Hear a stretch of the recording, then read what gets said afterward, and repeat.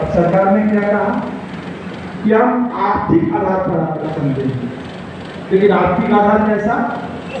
कह रहे हैं कि हम सालाना 8 लाख तक कमाने वाले, सालाना 8 लाख तक मतलब क्या हुआ? महीने में करीब 67,000 रुपए। हिंदुस्तान में कौन कमाते हैं इतना?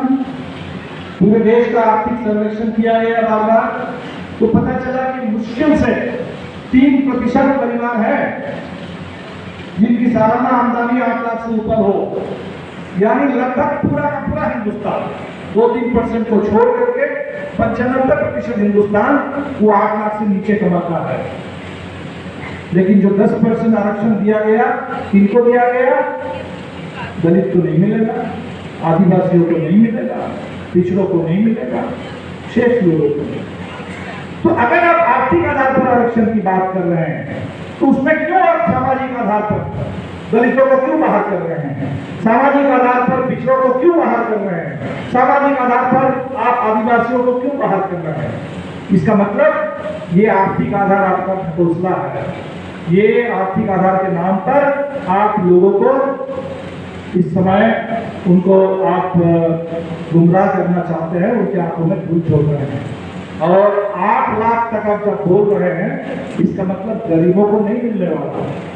जो संपन्न तबका है वैसे ही कुछ लोगों को कुछ मिलेगा। ये 10%, अभी कुछ लोगों को लग सकता है कि हमारा तो 50% है, SC, ST, OBC मिलाकर हमारा 50% है। ये 10% उस 50% को खत्म करने के लिए लाया गया। धीरे धीरे ये 10% बढ़ेगा, वो 50 घटेगा, और ये कहेंगे इसके बाद कि बहुत दिन हो गया है, अब आरक्षण को खत्म करो। ये सारा एजेंडा, ये दलितों का, गरीबों का आरक्षण भी कोई भीख नहीं है, किसी ने कृपा नहीं की हमारे ऊपर। ये संविधान ने हमें हक दिया है इस समाज में। ये सारे सवाल हमारे सामने हैं। जो बुलडोजर राज की आप बात कर रहे हैं, ये बुलडोजर के निशाने पर कौन है? बुलडोजर के निशाने पर इस समय आप देख रहे हैं कि कौन कौन है। दिल्ली में चले जाइए, दिल्ली में आम आदमी पार्टी, भारतीय जनता पार्टी, दोनों का नारा है चुनाव में। क्या नारा था? जहां झुग्गी वहीं मकान। जहां झुग्गी है आज, उस झुग्गी को बदल करके हम वहां पक्का मकान दे देंगे। जहां झुग्गी वहीं मकान। अभी MCD का चुनाव आ गया है, दिल्ली में हो क्या रहा है? बुलडोजर चल रहा है। लोग जहां भी झुग्गी में बसे हुए हैं, जाड़ा आ रहा है, इस जाड़े में भी बिना किसी पुनर्वास, बिना कोई पक्का मकान का इंतजाम, बस बुलडोजर आ रहा है और झुग्गी को ढा रहा है। क्या ये सिर्फ बिहार में हो, दिल्ली में हो रहा है? नहीं, पूरे हिंदुस्तान की स्थिति। बिहार के गांव में भी जल जंगल हरियाली के नाम पर गांव में भी गरीबों को आप कह रहे हैं कि आप जहां बसे हुए हैं, यहाँ 100 साल पहले तालाब था, यहाँ पानी का था, आप उस पर बस गए हैं। तो सब जगह जहां आप लोग नारा लगा रहे थे जुलूस में, जिस जमीन पर हम बसे हैं वो जमीन हमारी है, जो जमीन सरकारी है वो जमीन हमारी है, ये जो हमारा नारा है। और ये कह रहे हैं कि सारी जमीन बुलडोजर, सारे जमीन पर बुलडोजर से आपको हटा करके उस जमीन को झारखंड में करेंगे लैंड बैंक बनेगा। तो लैंड बैंक का मतलब क्या होगा?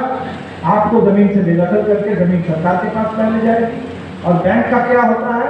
चाहे वो लैंड बैंक हो, चाहे वो पैसा वाला बैंक, जो भी बैंक है उस बैंक से सब कुछ चला जाता है अदानी और अंबानी के, सारे पूंजीपतियों के पास वो जमीन चली जाएगी। भूमि अधिग्रहण करना ही नहीं पड़ेगा, सरकार आपको बेदखल करके अपने पास जमीन को कर लेगी, और इसके बाद सरकार और अदानी अंबानी के बीच में करार होगा और वो जमीन इनको दी जाएगी।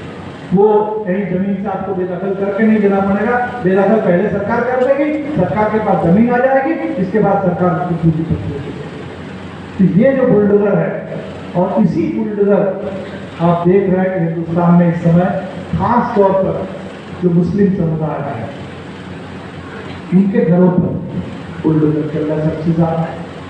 तो ये बुलडोजर अगर हम उसको अलग अलग करके देखेंगे, अरे ये तो दिल्ली में चल रहा है, ये तो कुछ मुस्लिम लोग उनके बारे में बोल रहे हैं कि PFI का मेंबर था, कोई आतंकवाद का मसला होगा, कोई कुछ होगा। तो बाहर में बहुत सारे हैं, बाहर में बहुत सारे हैं निशाना।